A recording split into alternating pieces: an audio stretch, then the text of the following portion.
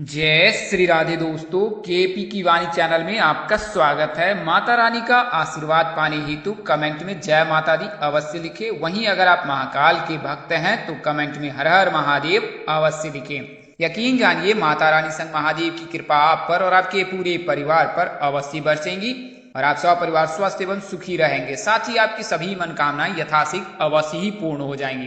दोस्तों, आज की वीडियो में आपको उन 4 नामों के बारे में जानकारी देने जा रहा हूं जिनके विवाह के योग साल 2023 में बन रहे हैं। उन 4 नामों के बारे में विस्तार से बताऊंगा, उनकी दिशाओं के बारे में बताऊंगा, साथ ही उनके किस नाम से विवाह के योग बन रहे हैं उसकी जानकारी भी इस वीडियो में आपको मिल जाएगी। वहीं ऐसे जातक जिनकी शादी में अड़चन नहीं आ रही, शादी तय होने के बाद टूट जा रही है, किसी न किसी वजह से उनके विवाह में व्यवधान आ रहा है, तो अब आप केपी की वाणी से संपर्क कर अपनी कुंडली दिखाकर अथवा बनवा कर या ज्ञात कर सकते हैं कि आपकी शादी कब होगी, क्यों देर हो रही है और किस उम्र तक हो सकती है। इसके अलावा कहाँ होगी, कैसे होगी, किससे होगी, किस दशा में होगी, कितनी दूरी पर होगी, किस नाम से होगी, किस राशि से करनी चाहिए, जीवन साथी का रंग रूप स्वरूप स्वभाव और उनका करियर कैसा होगा, आपका करियर कैसा होगा।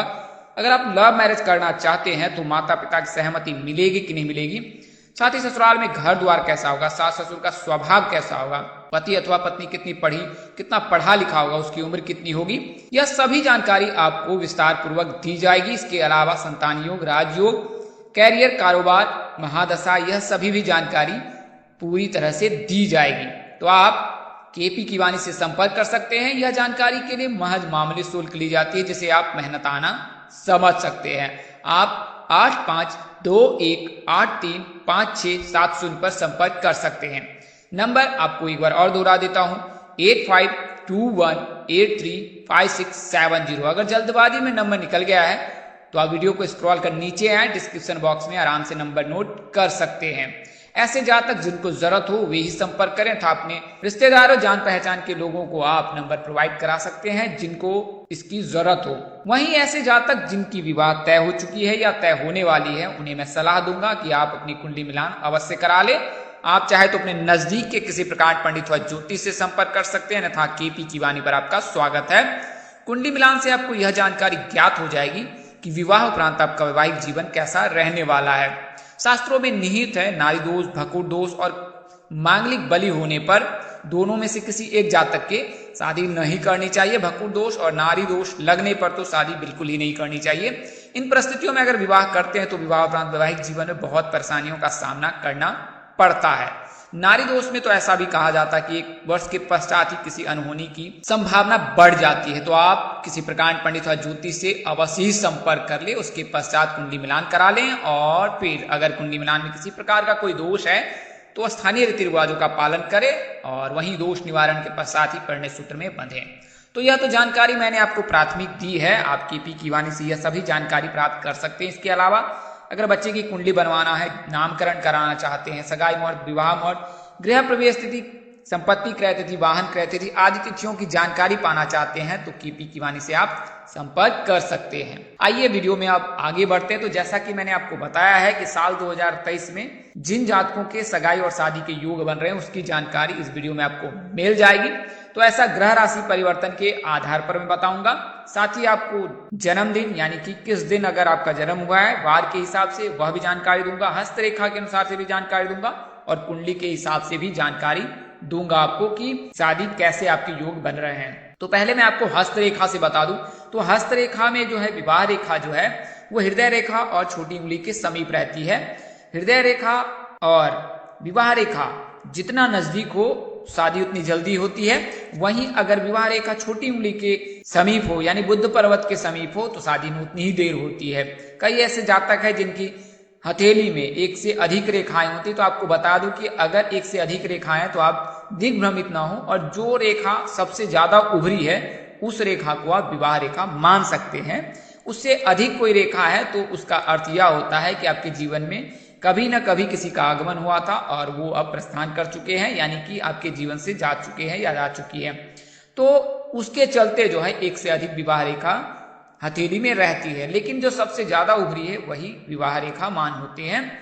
तो आप उसका ध्यान से अवलोकन करें। आप स्थानीय पंडित व ज्योतिष से भी सलाह ले सकते हैं। प्राथमिक जानकारी आपको हस्तरेखा के बारे में मैंने दी है कि आप इससे यह जानकारी ज्ञात कर सकते हैं। अगर हस्त रेखा जो हृदय रेखा के बहुत समीप हो तो 20 से 25 वर्ष में शादी हो जाती है। अगर वहीं शादी की जो रेखा है वो अगर छोटी उंगली यानी बुध पर्वत के बहुत समीप हो या उसके समानांतर हो तो 25 के पश्चात शादी के योग बनते हैं। हालांकि अगर कुंडली में किसी प्रकार का कोई दोष है तो फिर आपको इंतजार करना पड़ सकता है।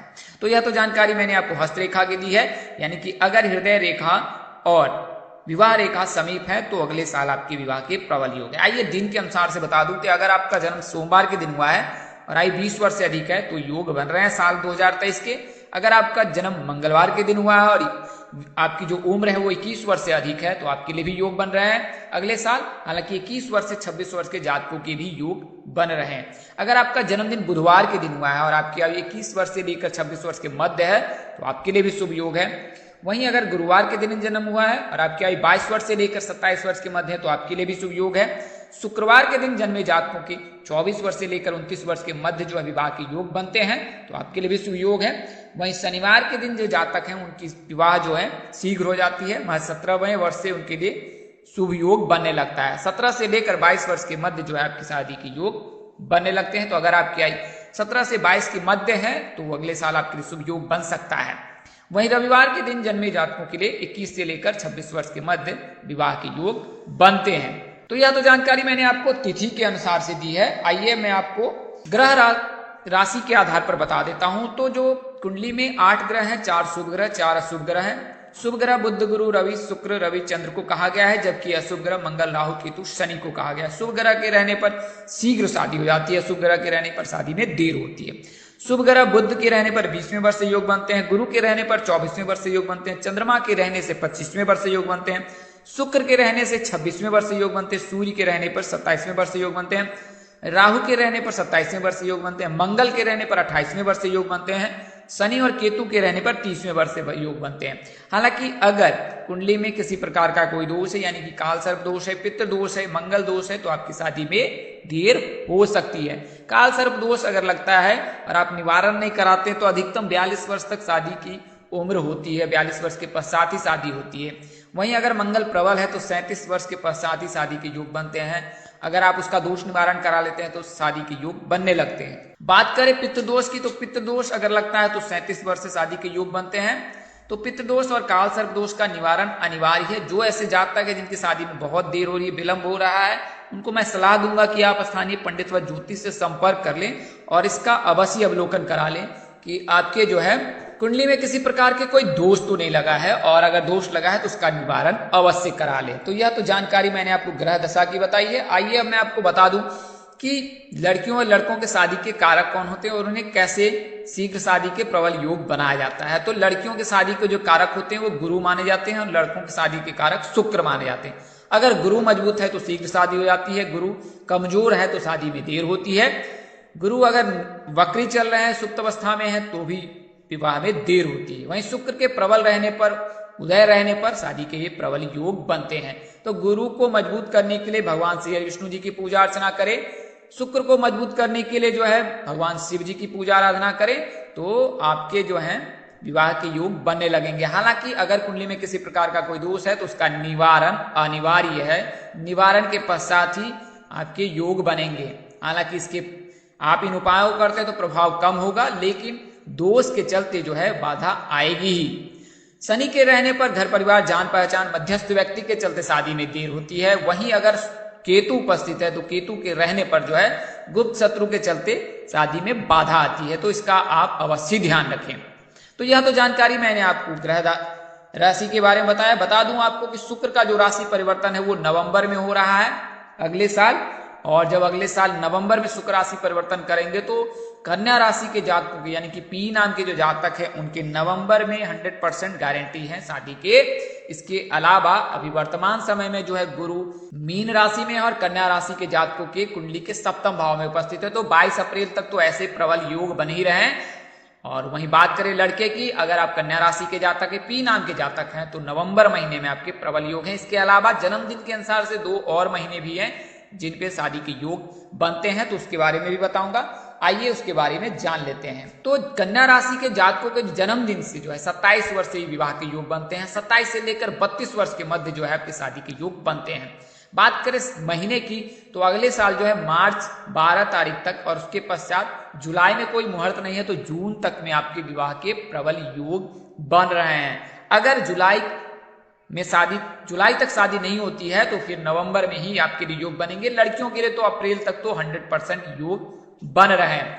बात करें किस नाम से हो सकती है तो ASD नाम के जातक से होने के प्रबल योग हैं। आपको मैं नाम भी बताऊंगा।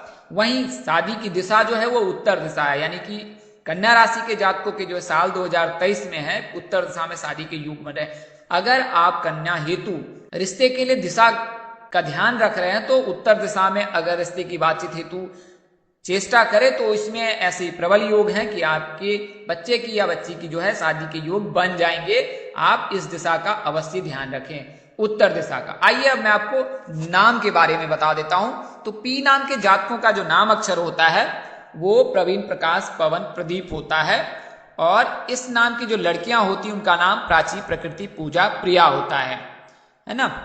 और बात करें कि P नाम के लड़कों की शादी किससे हो सकती है तो दीप्ति, शिखा, स्नेहा आदि नाम यानी कि S नाम के जातक, D नाम के जातक और A नाम के जातक जो भी होंगे उनसे विवाह के प्रबल योग बनेंगे। वहीं P नाम के लड़कों के भी S नाम की जो लड़कियां होंगी, D नाम की जो लड़कियां होंगी, A नाम की जो लड़कियां होंगी उनसे विवाह के योग बनेंगे। तो दोस्तों मैंने आपको इस वीडियो में उन 4 नामों के बारे में बताया है। P नाम के बारे में बताया, S नाम के बारे में बताया, D नाम के बारे में बताया और A नाम के बारे में बताया है। इन 4 नामों के जो विवाह के प्रबल योग साल 2023 में है। यह जानकारी आपको ज्योतिष, पंचांग, मान्यताओं, धर्म ग्रंथों और ग्रह राशि परिवर्तन के आधार पर दी है। हमारा उद्देश्य महज आपको सूचना पहुंचाना है, विशेष सूचना हेतु ले। इसके अतिरिक्त अगर आप इनको मानते हैं, अपनाते हैं अथवा उपयोग करते हैं तो इसके आप स्वयं जिम्मेदार हैं। आप चाहे तो KP की वाणी संपर्क करें अथवा अपने नजदीक के किसी प्रकांड पंडित अथवा ज्योतिष से संपर्क कर अपनी कुंडली दिखाकर शादी की संपूर्ण जानकारी अवश्य प्राप्त कर लें। इस तरह की अन्य वीडियो देखने के लिए हमारे चैनल के डैशबोर्ड अथवा प्लेलिस्ट पर जाएं और अपनी राशि अनुसार वीडियो अवश्य देखें। तो दोस्तों आपको यह जानकारी कैसी लगी, लाइक, कमेंट, शेयर कर हमें अवश्य बताएं। अगर आप मेरे चैनल पर पहली बार विजिट करें, चैनल के कार्यक्रम पसंद आए तो चैनल को सब्सक्राइब कर ले, साथ ही बेल आइकन को प्रेस करना ना भूलें।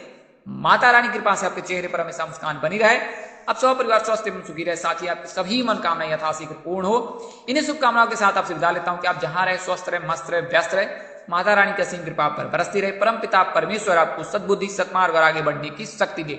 नमस्कार, जय श्री राम दोस्तों, जय श्री कृष्णा, जय माता दी, जय वाहिगुरु।